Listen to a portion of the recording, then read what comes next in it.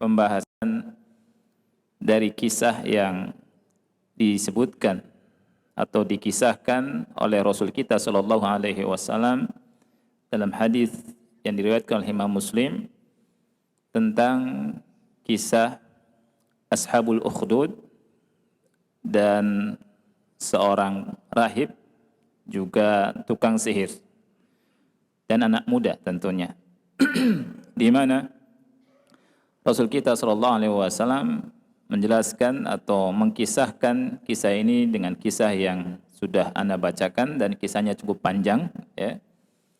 Di mana ada seorang raja yang punya tukang sihir.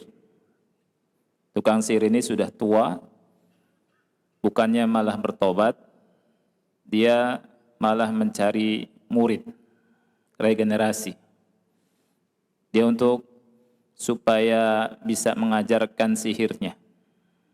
Ya. Kemudian singkat ceritanya, anak muda tersebut bukannya jadi tukang sihir, malah menjadi da'i ilallah, mendakwahkan tauhid. Ya. Dan anak muda tersebut bisa mengobati berbagai macam penyakit. Dan ini merupakan karomah dari Allah Subhanahu wa taala. Sampai anak muda tersebut mengobati jalisnya raja, artinya kawannya raja atau teman duduknya raja lah ya, atau menteri lah. Kemudian didakwahi dengan dakwah tauhid dan dia pun beriman.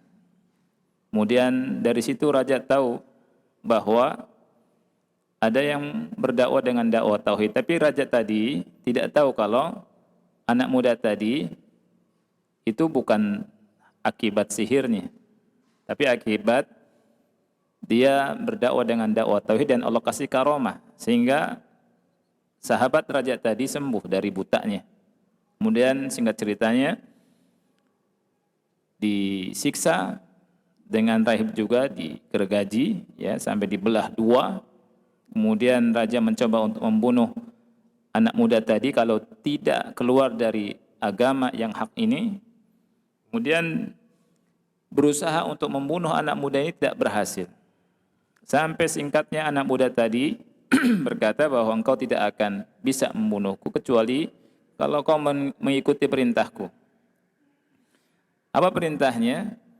Perintahnya adalah mengambil anak panah dari sarungnya, kemudian memasangkan anak panah tersebut di busurnya dan mengucapkan Bismillahi Rabbil Ghulam. Dengan suara yang keras didengarkan oleh rakyatnya. Kemudian dia pun melakukannya. Dan panahnya menancap di sudginya. Sudgi ini kemarin Ana terjemahkan pelipis ya, tapi yang tepatnya itu daerah sudg itu antara pelipis dengan telinga. Ini daerah sini.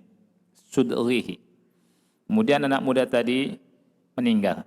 Dan akhirnya rakyat itu semuanya beriman kepada Allah Subhanahu wa taala. Akhirnya mereka disiksa, diazab dengan dibikinkan parit ya, parit yang panjang dan luas, dinyalakan api di dalamnya dan mereka dibakar hidup-hidup. Nah, ini ikhwati fillah kisah yang banyak pelajaran yang bisa kita ambil.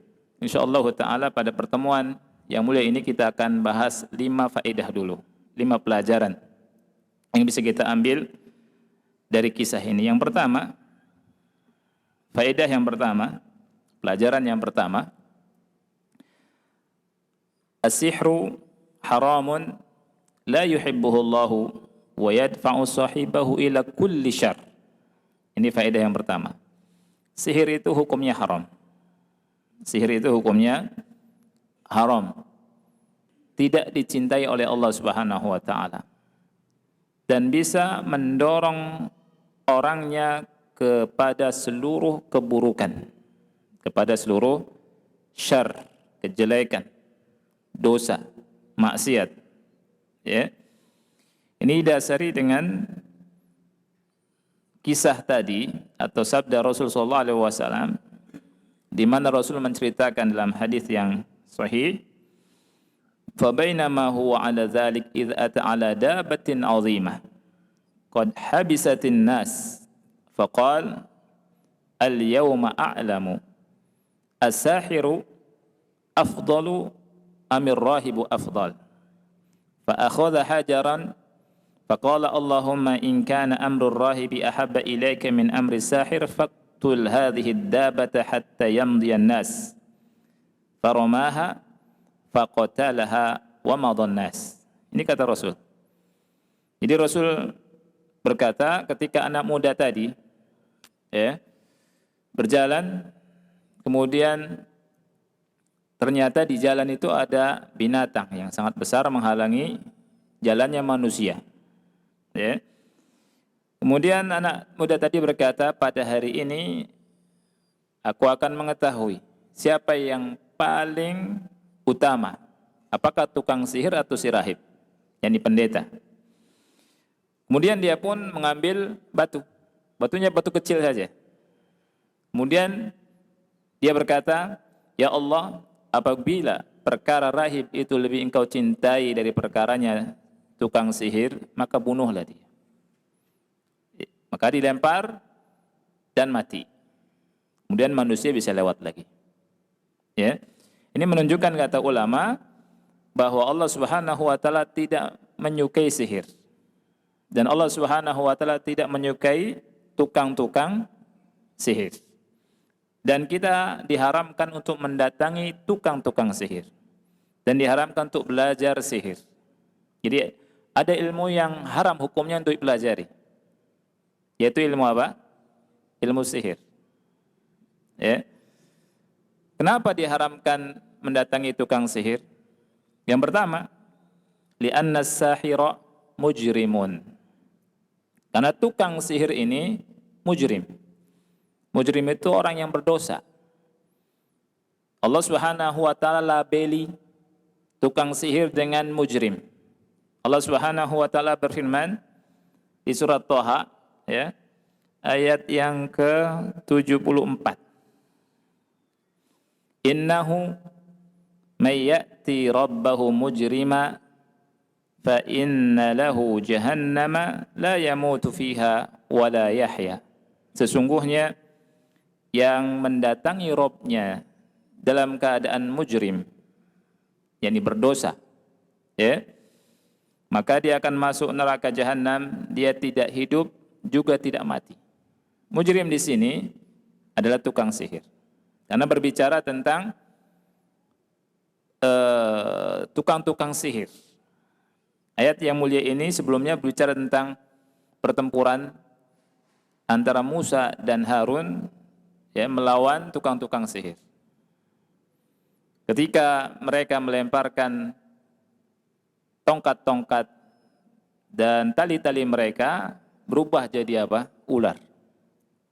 Kemudian Allah perintahkan Musa untuk melemparkan tongkatnya. Kemudian habis semua. Dilahap sama ular dari tongkatnya Musa. Dan kenyataan. Bukan khayalan. Adapun tongkat-tongkatnya tukang sihir dan tali-talinya tukang sihirnya khayalan. Allah sebutkan dalam Al-Quran. Yukhayyalu ilaihi min sihrim annaha tas'a. Ketika dilemparkan tongkat-tongkat dan tali-tali itu, yukhayyal. Yukhayyal ini dikhayalkan. Seakan-akan jadi berubah tuh. Jadi ular, jadi tongkat-tongkat itu jadi ular. Beda ketika Allah Subhanahu wa taala berbicara tentang tongkatnya Nabi Musa yang berubah jadi ular-ular beneran. Jadi Allah Subhanahu wa taala berkata tentang tongkatnya Nabi Musa di surat Thaha, fa idza hiya hayyatun tas'a. Fa idza hiya, hiyanya kembali ke tongkat, berubah menjadi ular. Ular beneran, bukan yukhayyal kalimatnya.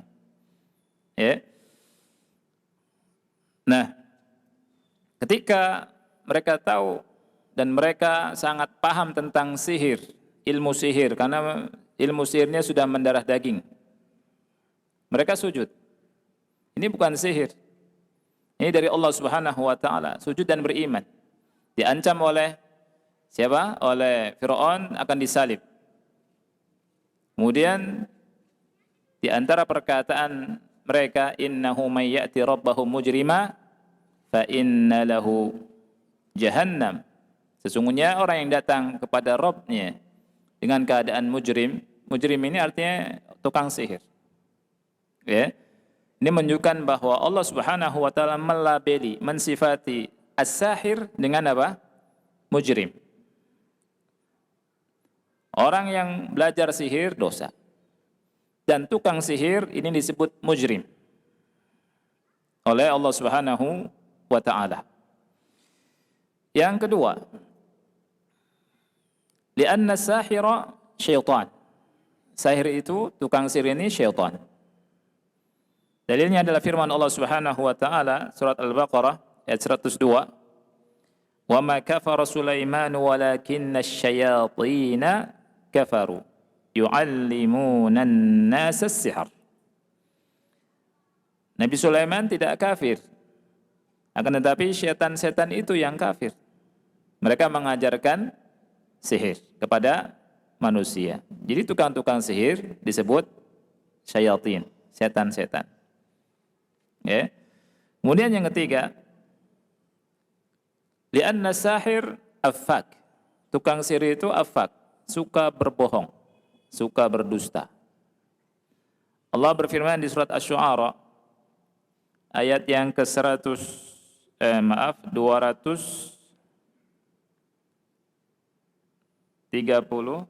sebentar. Ana sudah positif ya. 221.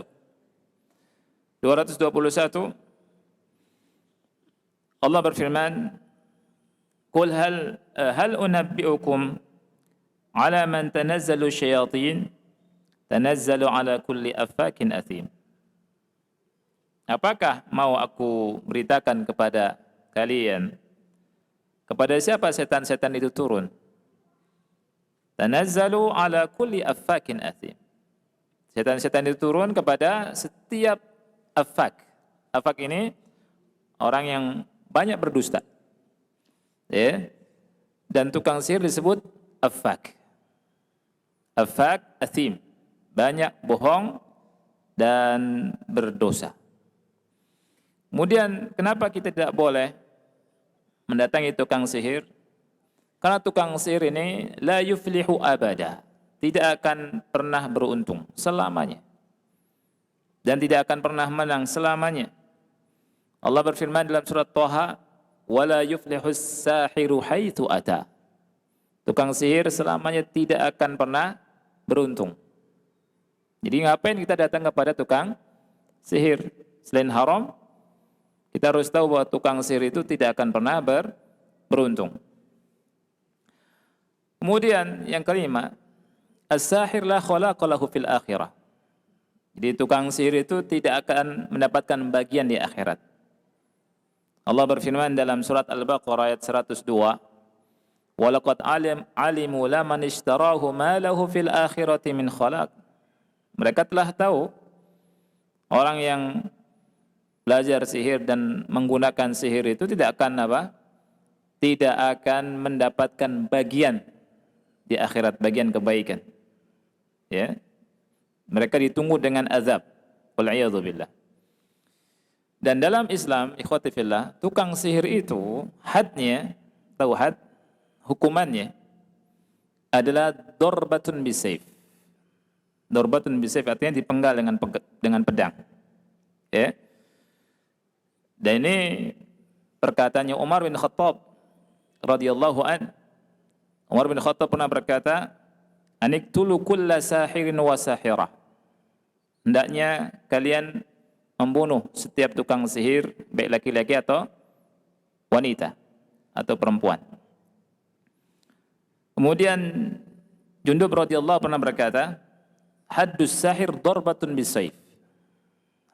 Hukumannya tukang sihir dipenggal dengan pedang. Kemudian Hafsah juga pernah disihir oleh seorang wanita. Kemudian wanita itu dibunuh yang menyihirnya ya. Imam Malik rahimahullah pernah berkata, "As-sahirul ladzi ya'malu sihr ara an yuqtal." Tukang sihir yang melakukan sihir, pendapat aku adalah dia hendaknya dibunuh. hukumannya bunuh. Kemudian Ibnu Hajar rahimahullah pernah berkata, hukmus sahiri hukmus zindik. Hukumnya tukang sihir itu sama seperti hukumnya zindik. Fala tuqbalu taubatuhu. Taubatnya tidak diterima. Wa yuqtalu haddan idza thabata alaihi dzalik. Dan hukumannya adalah dibunuh kalau sabat. Kalau sabat itu pastilah dipastikan bahwa dia itu tukang sihir dan melakukan sihir. Ya. Dan jangan dimaknai asal bunuh saja, enggak boleh juga. Ya.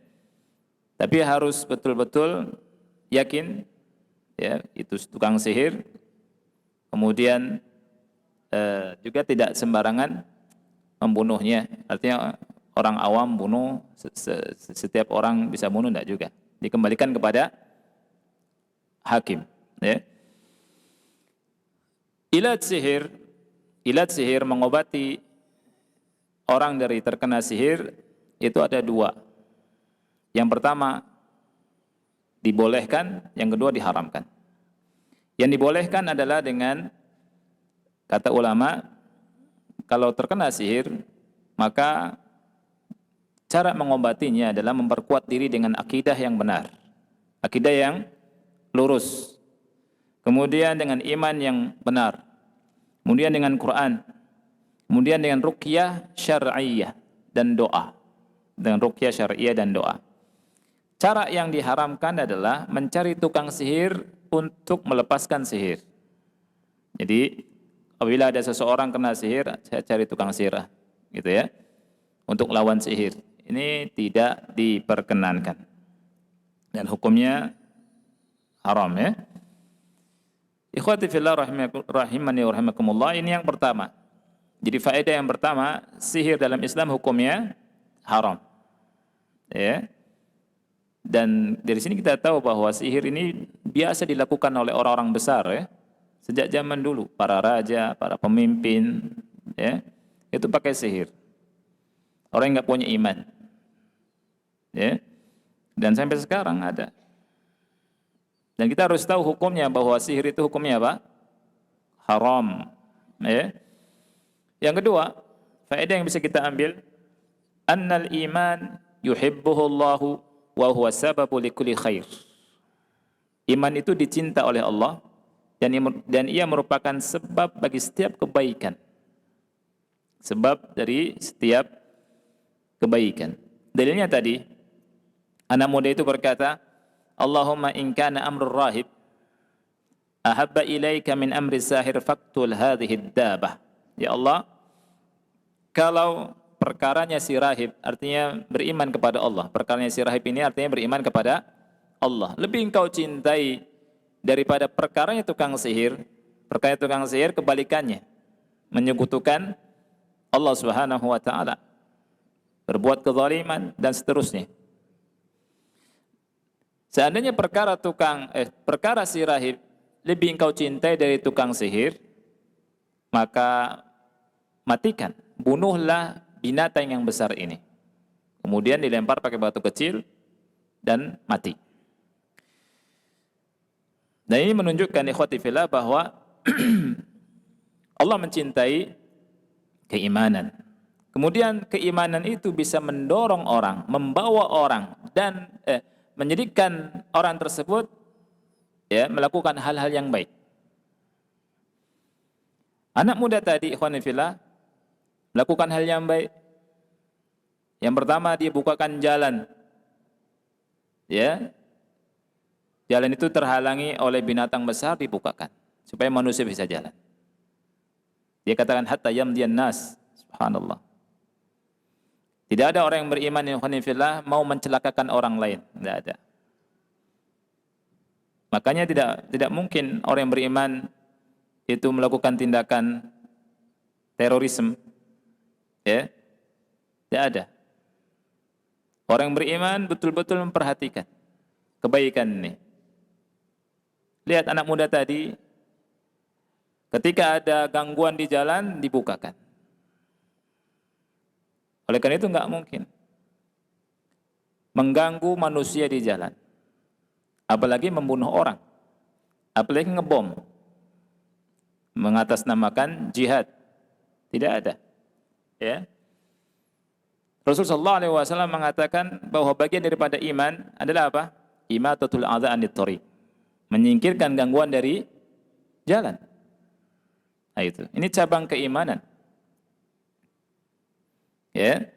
Dan subhanallah ikhwati fillah, kita baca berita mengerikan sekali. Ada sebagian orang masang paku di jalan. Ya kan? Ketika motor lewat banyak kempes.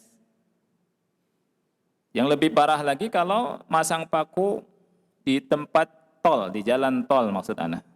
Buat mobil yang lagi kencang. Ya, bisa mencelakakan orang. Atau sebagiannya masang paku di daun-daun atau di jeruk. Orang nyangkanya jeruk nih, biasanya orang iseng terabas, nggak taunya banyak kempes. Kalau kencang celaka. Kan gitu. Ini haram ini hukumnya. Orang Islam akan melakukan demikian. Orang Islam, orang mukmin tahu ini nggak boleh. Bahkan kalau ada gangguan itu disingkirkan.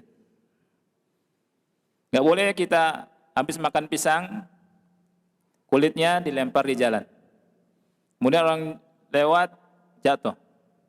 Kalau mati kita dapat denda itu. Itu hukumnya haram. Ya, gimana bunuh orang? Nggak boleh. Anak muda tadi selain menyingkirkan gangguan dari jalan, dia mendakwahi manusia. Ya, membuka pintu manusia menuju ke surga dengan dakwah apa? Dakwah tauhid. Dan ini yang paling penting. Pertama membuka jalan di dunia supaya orang bisa jalan. Kemudian membuka jalan manusia kemana? Ke surga dengan dakwah tauhidnya. Dakwah yang paling besar. Kemudian anak muda itu melakukan kebaikan dengan cara mengobati manusia. Semua penyakit diobati. Dan ini karomah yang Allah berikan kepadanya. Dan keimanan ikhwati fillah ada buahnya.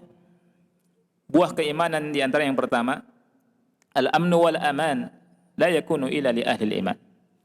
Ahlul iman, orang-orang yang beriman akan mendapatkan keamanan di dunia dan di akhirat. Di dalam surat Al-An'am ayat 82, Allah berfirman, "Alladzina amanu wa lam yalbisu imanahum bidzulmin ulaika lahumul amnu wa hum muhtadun." Orang-orang yang beriman dan yang tidak mencampur adukan keimanan mereka dengan kezaliman. Maksud dengan apa? Dengan kesyirikan. Ulaika lahumul amnu wa hum muhtadun. Mereka akan mendapatkan keamanan dan mereka adalah orang yang mendapatkan petunjuk. Jadi orang yang beriman ini akan merasa aman. Ya, di dunia dan di akhirat. Kemudian yang kedua, al-hayatu thayyibatu wa tuma'ninatul qulub la takunu illa li ahli iman. Orang-orang yang beriman akan mendapatkan kehidupan yang baik, ketenangan hati. Allah Subhanahu wa taala berfirman di surat An-Nahl ayat 97, "Man 'amila salihah." Barang siapa yang beramal soleh, min dzakarin aw untha, baik laki-laki atau wanita, wa huwa mu'min, dengan dasar iman dan dia beriman. Amal soleh, iman.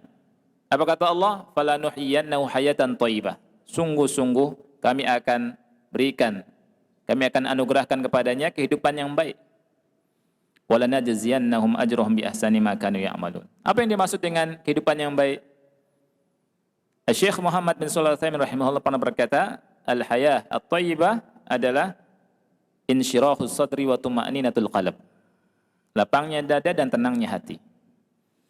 Jadi kalau kita ikhwati fillah ingin lapang dada dan hati tenang, dua hal ini diperhatikan. Iman dan amal soleh. Kalau hati kita ada sempitnya, berarti salah satu dari dua hal ini ada cacatnya. Bisa jadi iman kurang, bisa jadi amal soleh kurang. Jadi ini faedah yang kedua. Buah keimanan yang kedua. Buah keimanan yang ketiga adalah Allah Azza wa Jal yatawalla difa'an ahli iman. Allah Azza wa Jal itu membela orang-orang yang beriman. Allah berfirman di surat Al-Hajj ayat 38, innallaha yudafi'u 'anil ladzina amanu. Sesungguhnya Allah membela orang-orang yang beriman. Dan dalam hadis qudsi Allah Subhanahu wa taala berfirman, "Man 'adali waliyan faqad adzantuhu bil harb." Barang siapa yang memusuhi waliku, aku kumandangkan perang kepadanya. Kemudian buah yang keempat dari buah keimanan, al-ajrul azim wal busyra yaumal qiyamati li ahli iman. Orang-orang yang beriman mendapatkan pahala yang besar dan kabar gembira pada hari kiamat. Allah berfirman dalam surat An-Nisa ayat 146, "Wa sawfa yu'tillahul mu'minina ajran 'azimah." Dan Allah akan memberikan pahala yang besar kepada orang-orang yang beriman.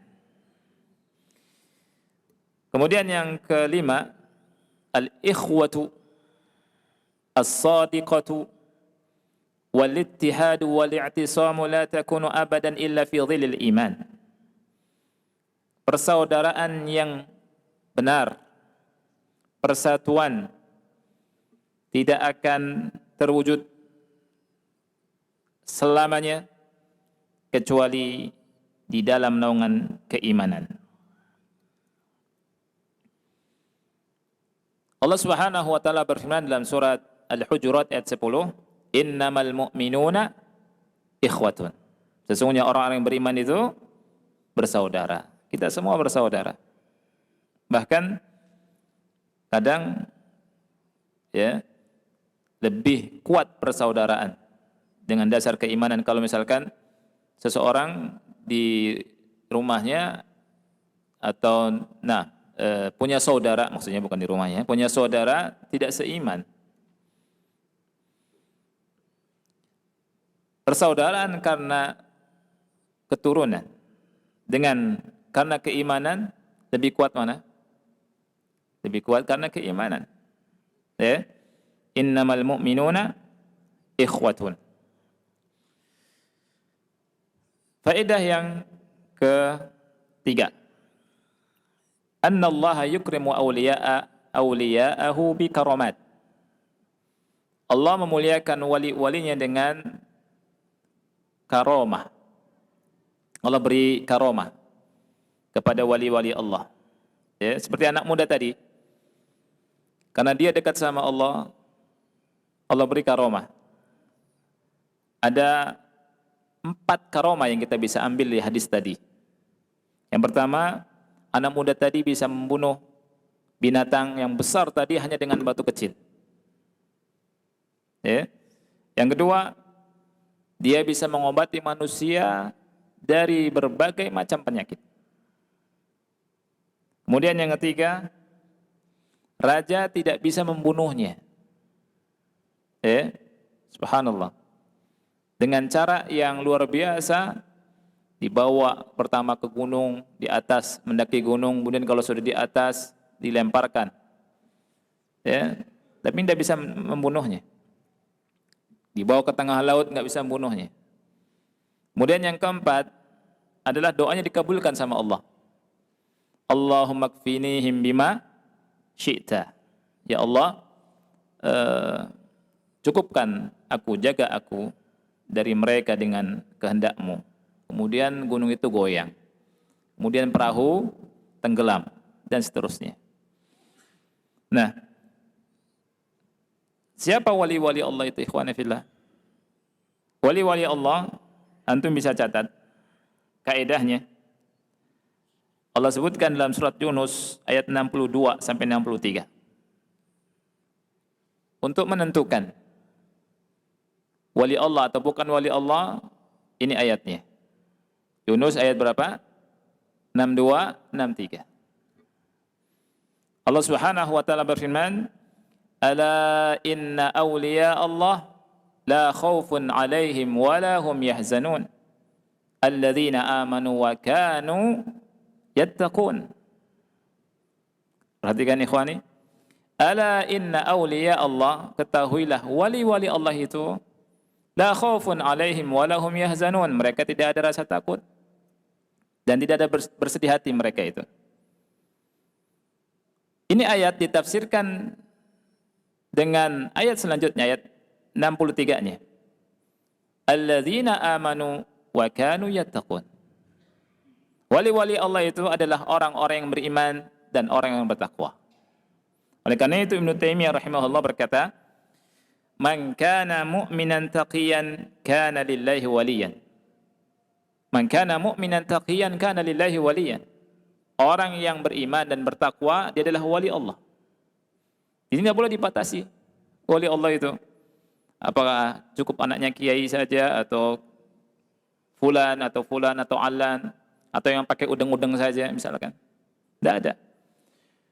Dari ayat yang mulia ini kita mengetahui bahwa semua orang-orang beriman dan bertakwa wali Allah Subhanahu wa taala sesuai dengan tingkatnya keimanan dan ketakwaan mereka. Tidak boleh kita tafsirkan seenak sendiri wali Allah itu fulan, yang lainnya bukan wali misalkan. Tidak. Ya. Allah katakan alladzina amanu wa kanu yattaqun. Ya, sekarang ini aneh ikhwan fillah. Orang gila disebut wali Allah. Ya. Ini dari mana?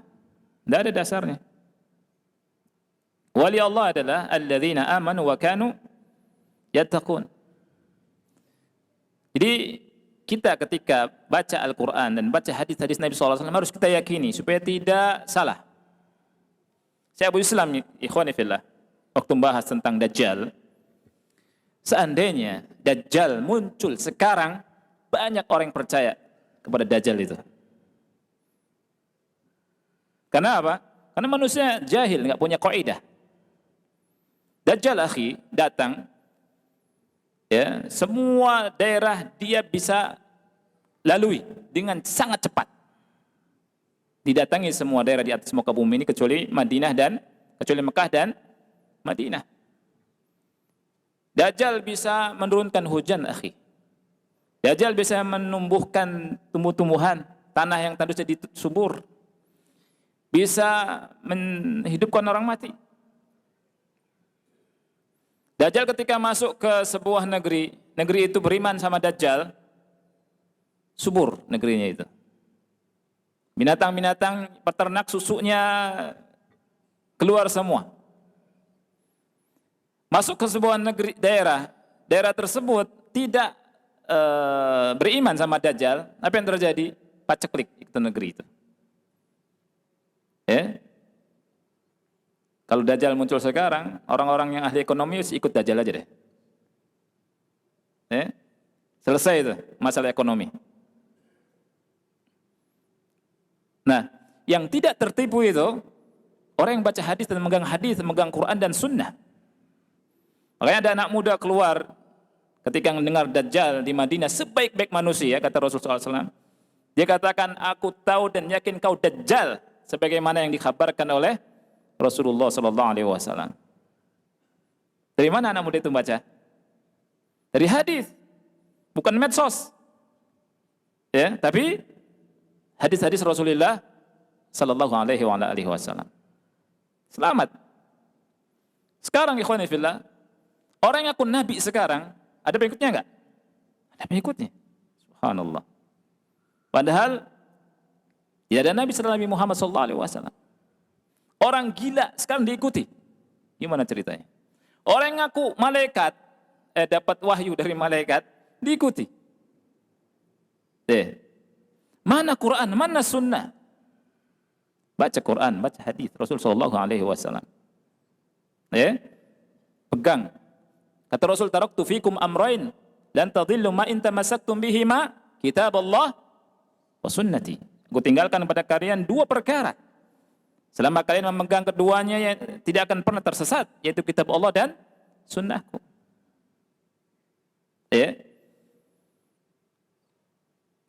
Imam Syafi'i dan yang lainnya pernah berkata tentang orang yang punya keanehan, ya, bisa ngobati dan seterusnya.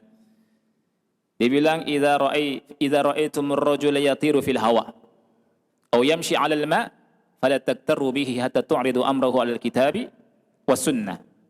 Kalau kalian melihat orang bisa terbang di udara, bisa berjalan di atas air, la taktarru bihi, jangan kalian tertipu. Hatta tu'ridu amrahu 'alal kitabi was sunnah, sehingga kalian cocokkan perkaranya dengan Quran dan sunnah. Ini kata siapa? Imam Syafi'i. Sekarang orang, oh itu wali itu. Kenapa? Bisa ngobatin, itu aja selesai.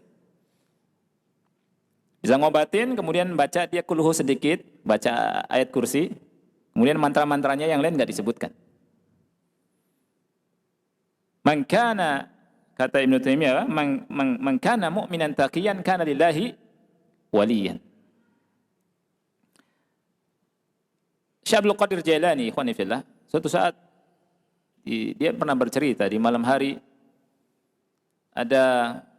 dia ketika ada ulama yang berkata dia mimpi, ada ulama yang berkata waktu dia beribadah, di malam hari gelap, ada singgasana, ada cahaya.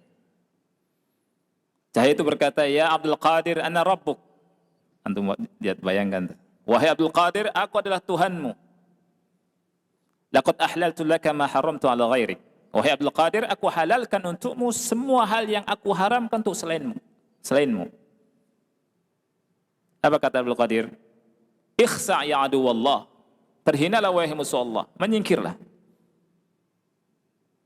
Kata ulama, maka cahaya itu hilang sedikit-sedikit. Fasara zulmatan, jadi gelap lagi. Setelah gelap, ada suara lagi. Ya Abdul Qadir, laqad najauta minni. Wahai Abdul Qadir, engkau selamat dari godaanku. Laqad fatantu bihadhil qissah 70 rajula. Sungguh aku telah membinasakan dengan cara seperti ini 70 orang ahli ibadah. Coba bayangkan, akhi. Ahli ibadah yang jauh dari ilmu, ibadah rajin, kadang muncul gurur. Tahu gurur? Kesombongan di hatinya, oh saya lebih baik daripada yang lain. Karena tanpa ilmu. Makanya hati-hati, sholat malam, kemudian di pagi hari menyangka yang lain yang tidur nggak lebih baik dari dia, ini bisa menggugurkan sholatnya. Dan setan masuk dari sini. Makanya setan datang kepada mereka mengatakan, saya Rabbmu, saya angkat kau jadi wali. Gitu kan? Saya angkat kau jadi wali. Jadilah dia merasa gurur, oh anak wali ini. Tadi setan berkata ke Abdul Qadir, laqad fatantu bihadhil qissas 70 rajula. Aku telah uji dan binasakan 70 orang ahli ibadah dengan cara seperti ini. Ya. Kemudian ketika Syekh Abdul Qadir Jailani ditanya, bagaimana kau tahu dia adalah musuh Allah? Bukan Tuhan, bukan Allah. Syekh Abdul Qadir berkata, dengan perkataan dia, saya Rabbmu. Ya. Dan di antara jawabannya juga, dengan perkataan dia mengatakan bahwa aku halalkan segala sesuatu yang aku haramkan untuk selainmu. Laqad alimtu anna syari'ata Muhammadin sallallahu alaihi wasallam la tataghayyar wa la tatabaddal. Aku sudah mengetahui dan yakin bahwa syariat Nabi Muhammad SAW, kata Syekh Abdul Qadir Jailani, tidak akan pernah berubah. Lihat ikhwati, kalau misalkan orang nggak punya ilmu, waduh Allah datang nih, ya kan? Benar saya wali nih. Makanya jangan aneh, ada orang ngaku wali berzina sama muridnya yang perempuan. Ketika digerebek, ditangkap, saya kan wali. Saya nggak terikat sama syariat. Ngapain kalian datang? Tangkap saya. Itu. Sudah masuk tingkat ma'rifat hakikat dan seterusnya. Atau tidak ada hubungan dengan syariat. Ada lagi satu lagi, homo sama muridnya. Kemudian ketika mau ditangkap dan dikatakan itu salah, dia katakan cahaya kewalian saya datang dan saya berat, mesti melakukan seperti itu. Itu bukan wali Allah, tapi wali syaitan. Karena Syekh Abdul Qadir Jailani sendiri mengatakan anna syari'ata Muhammad sallallahu alaihi wasallam la tataghayyar wa la tatabaddal. Syariat Nabi Muhammad SAW tidak akan pernah berubah. Gimana ada wali nyuruh enggak sholat? Ada wali nggak punya akal, misalkan. Ini Syekh Abu Islam berkata kalau misalnya Dajjal muncul sekarang, saya khawatir orang pada ikut. Ya. Jadi ikhwati fillah, Imam Syafi'i pernah berkata apa? Idza ra'aitumur rajula yatiru fil hawa aw yamshi 'alal ma fala tagtarru bihi hatta tu'ridu amrahu 'alal kitabi was sunnah. Kalau kalian lihat orang bisa terbang di udara, bisa jalan di atas air, mungkin saja. Jangan tertipu sampai cocokkan perkaranya dengan Quran dan sunnah. Orang sekarang percaya sama cukup pakai udeng-udeng dikit, modalnya doa dikit, bawa pisau, bawa golok. Kemudian dia di hadapan orang sayat-sayat gini-gini. Kemudian dia katakan ini kebal, wali. Subhanallah. Padahal orang India yang bukan agamanya Islam juga bisa. Ya kan? Orang-orang Hindu, orang-orang Buddha, banyak yang bisa lakukan itu. Itu bukan wali Allah. Ya kan? Jadi tertipu tuh orang. Jadi ikhwati fillah rahimani wa rahimakumullah. Jadi Allah Subhanahu wa taala menghabarkan pada kita dalam surat Yunus, ala inna awliya Allah la khaufun alaihim wala hum yahzanun. Siapa mereka? Alladzina amanu wa kanu yattaqun. Alladzina amanu wa kanu yattaqun. Jadi karomah itu ada, ya. Karomah itu ada. Kalau Allah kasih kelebihan, perkara yang di luar adat kebiasaan manusia kepada para nabi dan rasul, namanya apa? Mukjizat. Kalau kepada selain nabi dan rasul, kepada orang-orang soleh disebut karomah. Karomah. Dan itu banyak, seperti Ashabul Kahfi. Itu Allah kasih karomah. Ashabul Kahfi yang di gua, ya di goha, ya, war. Tidur selama berapa? 309 hari. Enggak makan, enggak tidur, enggak makan, enggak tidur. Enggak makan, enggak minum, enggak kedinginan, enggak kepanasan. 309 hari. Subhanallah. 9 tahun bukan hari. Bukan hari ya. 309 tahun. Kemudian Maryam juga dapat karomah. Antum bisa lihat di surat Ali Imran kan? Kullama dakhala 'alaiha Zakaria al-mihrab wajada 'indaha rizqa. Qala ya Maryam anna laki hadha? Qalat huwa min indillah innallaha yarzuqu man yasha'u bighairi hisab. Setiap kali masuk ke mihrabnya Zakaria melihat ada buah-buahan di depan Maryam. Dan buah-buahnya yang ajib, akhi. Di musim dingin, di musim dingin buah-buahan musim panas. Di musim panas buah-buahan musim dingin. Ya. Kemudian Allah kasih Jurej Al-Abid karomah. Jurej Al-Abid pernah dituduh berzina. Ya, ada seorang wanita nuduh berzina sama Jurej Al-Abid, kemudian lahir bayinya. Ya, kemudian nuduh, kemudian kata Jurej, "Aina sabi, mana anaknya?" Kemudian ditekan perutnya dengan tangannya, ditanya anak itu, anak bayi merah, ya, belum bisa ngomong. Ditekan perutnya. "Man abuk?" Siapa bapakmu? Ya. Anak itu bisa ngomong. Kata itu fulan ar-ra'i, fulan ar-ra'i. Fulan penggembala itu. Ya. Itu juga karomah. Juga karomah. Kemudian Hanzalah, sahabat Nabi SAW yang meninggal di perang Uhud. Meninggal ketika ada perang Uhud, beliau belum sempat mandi junub karena baru nikah. Ya. Perang, meninggal, kemudian apa yang terjadi, ikhwan fillah? Beliau meninggal, mati syahid, dan dimandikan oleh para malaikat dan dilihat oleh Rasulullah SAW. Dan ada airnya, subhanallah. Ini karomah juga. Ya. Kemudian Bilal ya juga punya karomah. Dia mendengarkan Rasul sallallahu alaihi wasallam mendengar dua sandalnya di mana? Di surga. Ya. Kemudian Sa'ad bin Mu'adz punya karomah ketika beliau meninggal, arsy-Nya Allah Ar-Rahman bergetar. Subhanallah. Dan beliau meninggal diiringi dengan 70.000 malaikat. Meninggalnya siapa? Sa'ad bin Mu'adz. Ya. Dan Sa'ad bin Zaid juga punya karomah. Ketika pernah dituduh oleh seorang wanita ini nuduh Sa'ad bin Zaid bahwa Sa'ad bin Zaid menggosok tanahnya. Dia gosok tanahnya, kemudian Sa'ad bin Zaid berdoa.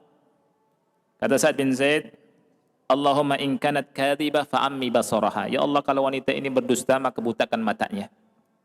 Waqtulha fi ardiha. Matikan dia di buminya. Kemudian fama matat hatta dhahaba basruha. Tidaklah dia meninggal melainkan buta dulu matanya. Kemudian jalan meninggal di sebuah tempat dekat rumahnya, ya, karena masuk lubang. Ini karomah juga. Ya, dan masih banyak lagi. Karomahnya orang-orang yang soleh, ya. Baik, dan itu namanya karomah. Ikhwati fillah rahimanikumullah, sudah kita dengar azan ya. Insyaallah karena masih banyak ada 10 faedah, kita akan bahas sedikit-sedikit insyaallah taala. Mudah-mudahan manfaat. Anda kira pada pertemuan di malam hari ini Anda cukupkan sampai sini. Mudah-mudahan manfaat. Wassallallahu ala nabiyyina Muhammad wa ala alihi wa sahbihi wa barak wa salam. Wassalamualaikum warahmatullahi wabarakatuh.